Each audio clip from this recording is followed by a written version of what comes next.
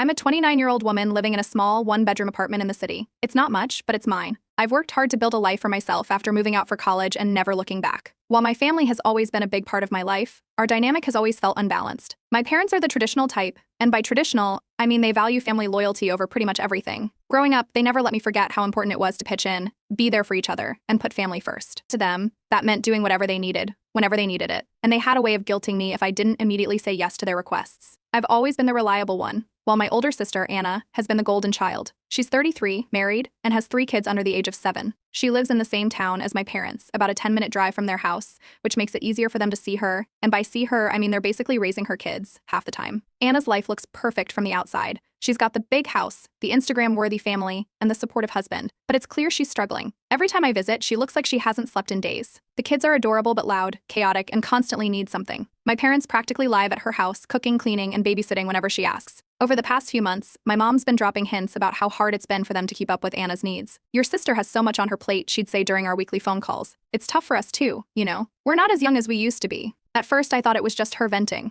Then came last Sunday. We were having lunch at my parents' house, me, Anna, her husband, the kids, and my parents. It was chaotic, as usual. My mom was in the kitchen, juggling 3 pots at once, while Anna tried to calm her youngest, who was screaming because his sandwich was cut the wrong way. My dad was sitting at the head of the table, scrolling on his phone like he didn't even notice the noise. Somewhere between the salad and the roast chicken, my mom turned to me and said, "We've been thinking, and we believe it's time for you to start helping out more with Anna's kids." At first, I thought she meant babysitting every once in a while. That's not unusual. But then she kept going. "You live alone, you're not tied down with a family of your own yet, and Anna could really use the help. It would make such a difference if you took them a few days a week." It was like the table went silent, even though the kids were still yelling about dessert. I stared at her, trying to process what she'd just said. My dad looked up from his phone and nodded, adding, "Family takes care of family. You know that." Anna wasn't even fazed. She just nodded along, like this had already been decided without me. Her husband kept his head down, focused on cutting up a chicken leg for their middle child, clearly staying out of it. I tried to laugh it off, saying something like, "Oh, I don't think my apartment is baby-proofed for all 3 of them." My mom smiled politely but didn't let it go. "You'll figure it out," she said. They'd love spending time with their auntie. For the rest of the meal, the conversation kept circling back to this plan of theirs. My mom even suggested I could rearrange my work schedule to accommodate school drop-offs and pickups. "Your job is flexible, isn't it?" she asked, as if she knew more about my career than I did. By the time dessert was served, I felt like I'd been ambushed. The worst part? They didn't ask if I wanted to help. It was like they assumed I didn't have a choice. My life, my time, my space was suddenly fair game. The drive back to my apartment was a blur. I couldn't shake the feeling that my family didn't see me as a person with my own life and goals. To them, I was just a backup plan, a safety net for when things got too hard for Anna. Over the next few days, the texts started rolling in. My mom sent me a list of the kids' school schedules, like I'd already agreed to this. Anna sent me tips on dealing with tantrums and keeping kids entertained without screens, as if I'd asked for advice. Even my dad chimed in with a forwarded article about the importance of family support. At work, I couldn't focus. My boss noticed when I missed a deadline for the first time in months. I started venting to my friends, hoping they'd have some magical solution. Most of them were horrified. "You need to set boundaries," one friend said. Another joked, "Post this on Reddit. They'll tell you to run for the hills." I haven't decided what to do yet, but one thing's clear. This isn't just about babysitting. It's about how my family sees me and whether I'm willing to let them keep treating me this way. Update 1. After that Sunday lunch, I did what any overwhelmed millennial might do. I turned to Reddit. I hesitated at first, but after rereading some of the texts my mom and sister had sent me, I knew I needed advice from people outside the situation. So I posted everything: the unasked for plan, the unsolicited parenting tips, and my growing fear that my family didn't see me as a person, just a resource. The responses were overwhelming. The post exploded overnight. I woke up to thousands of comments. Most were supportive, urging me to stand my ground and reminding me that it was okay to say no. A few suggested family therapy, yeah, like my parents would ever agree to that, and others shared their own stories of overbearing families. There were a handful of comments sympathizing with my parents and sister, but even those were drowned out by the sheer number of people telling me to protect my boundaries. Feeling a little braver, I decided to have a direct conversation with my parents. I called them the next evening. I figured a calm, straightforward talk was the best approach. I started by saying that I loved them and valued our family, but I couldn't take on the role they were asking of me. I explained that my work, my space, and my independence were important to me, and that this was simply too much. It didn't go well. My mom dismissed everything I said, claiming I was overreacting. She told me I didn't understand how much Anna was struggling and how much they, as grandparents, were doing. My dad chimed in, saying I was being selfish, and that I'd change my mind once I saw how much the kids need me. They spoke as though this wasn't up for debate. By the end of the call, I felt like I'd been talking to a brick wall. Later that night, Anna sent me a long text. She wrote about how hard it was to be a stay-at-home mom, how much she sacrificed for her kids, and how lucky I was to have a carefree life. She wrapped it up by accusing me of abandoning her and the family in their time of need. I ignored the text. A few days passed, and things were quiet, too quiet. Then, out of nowhere, my parents showed up at my apartment. No warning, no text, just a knock at the door. When I opened it, there they were, with all 3 of Anna's kids in tow. My mom smiled like this was a casual visit, while my dad ushered the kids inside, saying something about how they wanted to show me what it would be like. For the next hour, chaos reigned. The oldest was bored and kept whining about wanting to go home. The middle one decided my bookshelf was a jungle gym, pulling half the books onto the floor. The youngest, still in diapers, cried nonstop until my mom finally changed him. On my couch, by the way. I stood there, stunned, as my parents acted like this was normal. When I tried to tell them this wasn't okay, my dad brushed it off with a laugh, saying, "You'll get used to it." I didn't. After they finally corralled the kids and started packing up, I told them flat out not to do this again. I said I wasn't going to be roped into their plan, and showing up unannounced was crossing a line. My mom's face felt like I'd just told her I hated Christmas. My dad muttered something about ingratitude as they left, clearly offended. After they left, I felt drained and unsure about what to do next. A friend suggested seeing a therapist to help me navigate the situation, so I booked an appointment. In that session, the therapist helped me reframe the guilt I was feeling. She reminded me that boundaries aren't selfish, they're necessary. I left the appointment feeling more confident about my decision. At work, things started looking up too. My boss noticed I'd been stressed and pulled me aside to check in. When I told her a bit about what was going on, she was surprisingly understanding. She even offered to adjust my workload temporarily, giving me some breathing room to deal with my family drama. But my family wasn't done. The next day, I got an email from my parents. It was long, dramatic, and filled with phrases like, "We'll never forgive you if you turn your back on us, and you're breaking our hearts." It was clear they were doubling down. That same evening, Anna posted one of those vague statuses on Facebook. It's sad when people think they're too good to help family. You know who you are. A few extended family members commented with heart emojis and words of support, clearly aimed at her. By the weekend, my aunts and cousins were calling and texting, urging me to make peace with my parents. A couple even accused me of being selfish, saying things like, "Family is all we have." Still, I stayed firm. Reddit continued to be my lifeline, and every update I shared there was met with an outpouring of encouragement. People reminded me that I wasn't alone and that it was okay to prioritize my own life. The silence from my parents after that email was deafening. They didn't call, didn't text. Part of me felt relieved, the other part couldn't help but feel guilty. I knew this wasn't over, but I was ready for whatever came next. My next move was to write them a heartfelt email, one last attempt to make them understand my side without creating more conflict. I hit send, hoping it would be enough. Update 2. After days of overthinking, I sent the email. It was carefully worded, not too harsh, not too emotional. I explained that I loved my family but couldn't take on the role of a third parent for my nieces and nephews. I highlighted how much I respected the sacrifices my parents had made and how much I appreciated Anna's hard work as a mother. I also reiterated that my career and independence were important to me, and that this decision wasn't coming from a place of selfishness, but necessity. After clicking send, there was nothing to do but wait. The silence was immediate. A full day went by without so much as a got your email message. Then another day. By the second night, I started questioning whether I'd gone too far. Had I permanently damaged my relationship with them? On the third day, Anna responded, and it wasn't pretty. Her email started with a long paragraph about how hard her life had been lately, juggling the kids and managing the house. She mentioned how disappointed she was in me for not stepping up when the family needed me most. Then she pivoted to an attack, accusing me of being selfish, ungrateful, and disrespectful to our parents.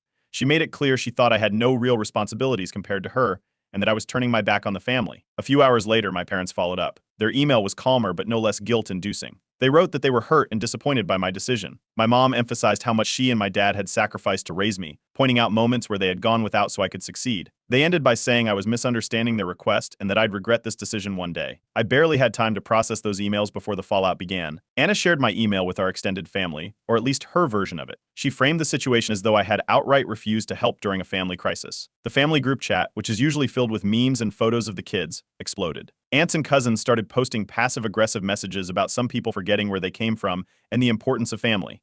One of my aunts even shared an old family photo with the caption, "When we all stuck together no matter what." In the middle of all this chaos, I got a private message from a cousin I hadn't spoken to in years. He told me he'd gone through something similar with his parents and understood how hard it was to stand up for yourself. He encouraged me to stay firm and reminded me that just because people are family doesn't mean they're entitled to your time and energy. But the drama wasn't confined to group chats. Anna took it to Facebook. She posted a cryptic status. Some people think their career is more important than family. Sad to see who people really are. The comments were predictably one-sided, with relatives chiming in to agree and sympathize. A few even tagged me, making it impossible to ignore. The worst part was when a coworker casually brought it up at lunch. "Hey, I saw something weird on Facebook. Is everything okay with your family?" I had to awkwardly brush it off, but inside, I was fuming. Anna knew exactly what she was doing. Then came the family gathering. It was a birthday party for one of my nieces, and I'd agreed to go before all of this drama erupted. Canceling would have caused more problems, so I showed up, hoping to keep my head down. That didn't happen. About halfway through the party, Anna cornered me.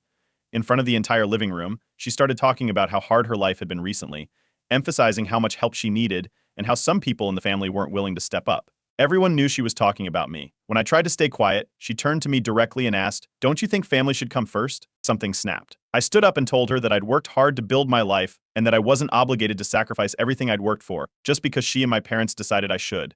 I pointed out that my independence wasn't a sign of selfishness, and that it was unfair to expect me to drop everything for a situation I had no part in creating. By the time I finished, the room was dead silent. The reactions were mixed.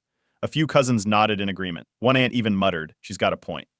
But my parents looked horrified. Anna stormed off to the kitchen, and my mom started crying, saying I was breaking up the family. My dad took her side, muttering about how I'd changed since moving to the city. They left the party early, taking Anna's kids with them. After the party, I felt like I was in a daze. The guilt was there, but so was a strange sense of relief. I posted another update on Reddit, sharing the fallout and asking for advice. Once again, the comments flooded in, assuring me I'd done the right thing. Now, my parents aren't speaking to me, and Anna has blocked me on Facebook. Half the family thinks I'm a villain. The other half is quietly siding with me. I'm not sure what's going to happen next, but I do know one thing. I'm not backing down. Update 3. After the fallout from the family gathering, my parents went completely silent. No texts, no calls, just radio silence. At first, it felt strange.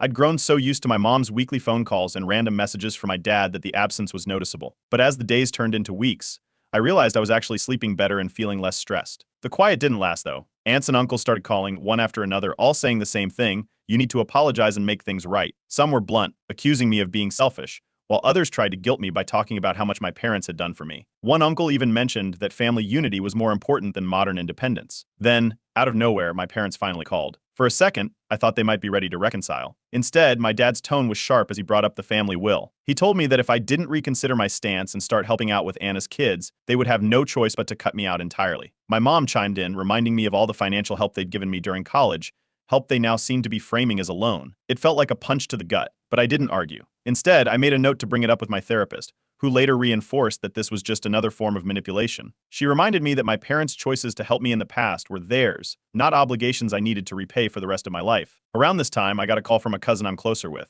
They mentioned, almost casually, that Anna's financial troubles weren't just from parenting expenses. Apparently, she'd been overspending on luxury items, designer handbags, expensive shoes, even a new car she couldn't really afford. My cousin said the family had been whispering about it for weeks, but no one wanted to confront Anna directly because, well, she's Anna. I didn't think much of it until the next family dinner. I wasn't there, but my cousin filled me in afterward. One of Anna's kids, bless her little heart, had a moment of unfiltered honesty at the table. Apparently, she told the room Mommy says she's broke because of her purses. My cousin said the room went completely silent, and Anna tried to laugh it off, but the damage was done. The news spread fast. A few aunts who had been supporting Anna's side started questioning things, asking why my parents had been so quick to rally behind her without looking deeper into her finances. My cousin said Anna's usual confidence seemed shaken at the next gathering, and some of the extended family weren't as warm toward her as usual. Despite all this, my parents doubled down. When I spoke to my mom briefly after this incident, she brushed off the idea that Anna had been irresponsible. She's just going through a hard time, she said. You don't understand how difficult it is to raise 3 kids. Meanwhile, things were finally looking up for me at work.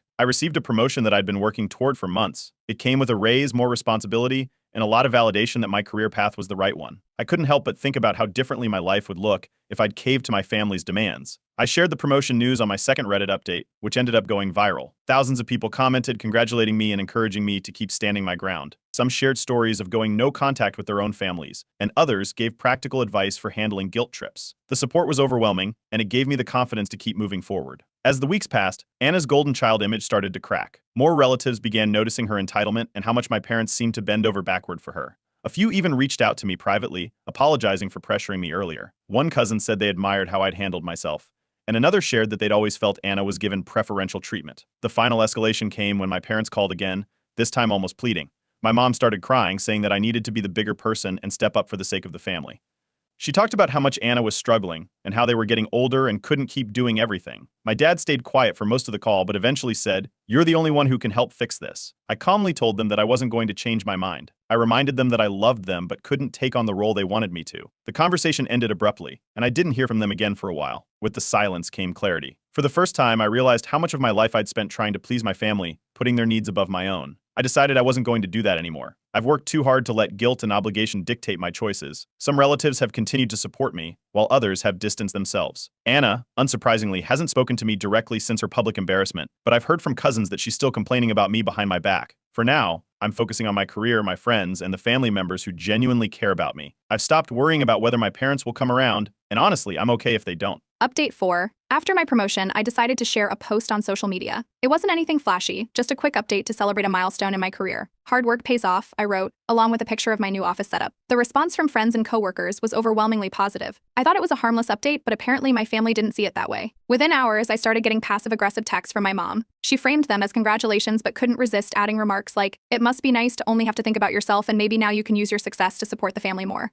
My dad didn't say anything directly, but my cousin told me he'd made a sarcastic comment about how I had plenty of time for work but not for what really matters. Anna, predictably, wasn't subtle. She posted a vague status about people flaunting their success while their family struggles, complete with a crying emoji and several likes from relatives. The comments were full of supportive messages about how she was the strongest person they knew and doing the best she could. I didn't respond, but the drama was hard to ignore. A week later, my parents called again, this time with what they probably thought was their trump card. They told me they couldn't support my decision to distance myself from the family any longer. If I didn't start stepping up, they said they'd have to cut ties with me completely. I knew it was an empty threat, but hearing it still stung. I calmly told them that I loved them, but wasn't going to change my mind. After that, they hung up, and I haven't heard from them since. Meanwhile, Anna's situation was getting worse. The financial strain was catching up to her, and even the relatives who had been on her side were starting to pull back. My cousin told me she'd recently asked one of our uncles for money to cover her mortgage, but he refused, pointing out that she wasn't exactly living within her means. Apparently, Anna didn't take it well and accused him of not understanding what it's like to have kids. Around this time, I got a surprising call from my estranged uncle. He's the black sheep of the family, someone who moved away years ago and only shows up for major events. I'd never been close to him, but he'd heard about the drama and wanted to check in. He told me about how he'd gone through something similar with my grandparents and how they'd also tried to guilt him into putting family above everything else. Sometimes you have to choose yourself, he said. His words stuck with me, and for the first time in weeks, I felt a little lighter. Therapy also started feeling like less of a chore and more like a lifeline. During one session, my therapist helped me unpack years of guilt I'd been carrying. We talked about how I'd always been the responsible one and how my family had leaned on me in ways that weren't fair. By the end of the session, I felt like I was finally letting go of the pressure to meet their unrealistic expectations. When the next family gathering rolled around, a big anniversary party for my grandparents, I decided not to go. It wasn't an easy decision, but I knew being there would only lead to more drama. I sent a polite message wishing them a happy celebration and left it at that. My absence didn't go unnoticed, though. My mom sent me a guilt-laden text about how family isn't the same without everyone there, but I ignored it. Not long after, my parents tried a new tactic, a health scare. My mom called to say my dad had been feeling unwell and hinted that it might be serious. Concerned, I asked if they needed help finding a doctor or scheduling appointments, but she brushed it off, saying they just wanted me to come home and be there for them. I offered to support them in practical ways but refused to drop everything and return to their terms. They weren't happy, but I didn't budge. During this time, I started leaning more on my chosen family, friends and supportive relatives who had shown up for me in ways my immediate family hadn't. I hosted a small dinner with my closest friends to celebrate my promotion, and it felt like a reminder that I didn't need to rely on people who didn't respect my boundaries. Then came Anna's meltdown. At another family gathering, she apparently lost it after someone asked about her financial troubles. She went on a rant about how hard her life was, blaming everyone from her husband to our parents for not doing enough to help her. A few relatives told me later that it was uncomfortable to watch, and some even left early. While all of this was happening, my career was thriving. I got another big project at work, and my boss praised me for stepping up. For the first time in a long time, I felt like my life was moving forward, without the weight of my family's expectations holding me back. Months passed without any significant contact from my parents or Anna. The silence wasn't as painful as I thought it would be, it was peaceful. The Reddit community continued to be a source of encouragement, and I updated them again, thanking them for helping me find the strength to stand up for myself. The family gossip has started to die down, and most relatives have stopped pressuring me. Anna, however, seems to be hitting rock bottom. Rumor has it, she's selling some of her luxury items to make ends meet, and she's finally scaling back on her spending. It's not exactly satisfying to hear, but it's a reminder that I made the right choice. Looking back, I'm proud of how far I've come. For the first time, I feel like I'm living my life for me, and that's a feeling I wouldn't trade for anything. Update 5. It's been a few months since I've had any meaningful contact with my parents or Anna. The silence, which initially felt jarring, has settled into something I didn't expect: peace.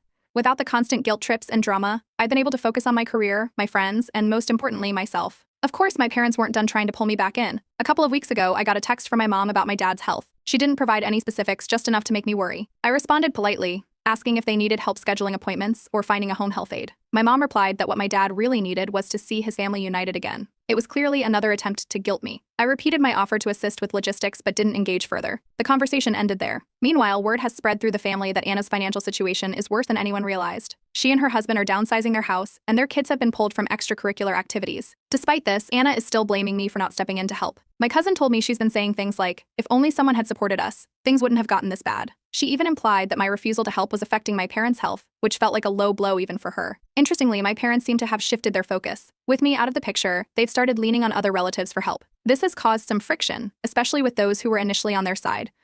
One aunt confided to me that she was tired of being dragged into Anna's problems. Another cousin mentioned that he'd been asked to contribute financially, but he refused, citing Anna's history of poor decisions. Amid all this, some extended family members have reached out to apologize for their earlier judgment. A few admitted they'd been quick to side with my parents and Anna because they didn't have the full story. Hearing this felt validating, especially after months of feeling like the family villain. My estranged uncle, who reached out a while back, has become an unlikely source of support. We've spoken a few times, and he shared more about his experience going no contact with our family years ago. He reminded me that it's not my job to fix everything or sacrifice my happiness for people who don't respect my boundaries. His perspective has been invaluable and helped me feel less alone in my decision. Then Anna made one last attempt to shame me publicly. She posted a long rant on Facebook, calling me heartless and accusing me of abandoning the family during their time of need. She didn't mention me by name, but it was obvious who she meant. This time, though, the response wasn't what she expected. Several family members chimed in, questioning why she was airing private issues on social media. A few even called her out directly, pointing out that her financial troubles were the result of her own choices, not anyone else's. The post was deleted within a day, but not before screenshots made the rounds. In therapy, I've had a major breakthrough. For years, I've carried the weight of trying to meet my family's expectations,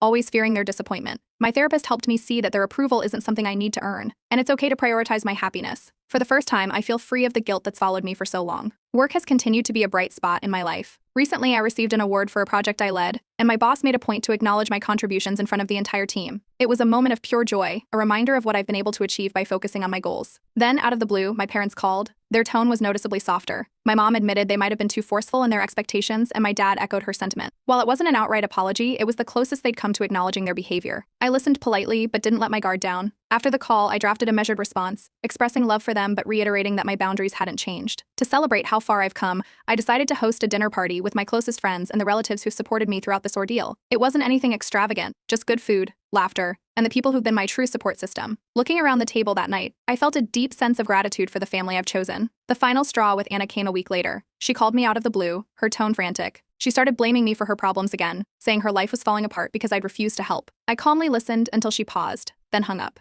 There was nothing left to say. That moment felt like a turning point. I finally realized I didn't need to engage with toxic behavior anymore. Reflecting on everything, I'm proud of how far I've come. I've learned to stand up for myself, let go of guilt, and value my happiness above others' expectations. It hasn't been easy, but it's been worth it. To the Reddit community, thank you. Your support and advice helped me navigate one of the hardest decisions of my life. For the first time, I feel like I'm living a life that's truly my own.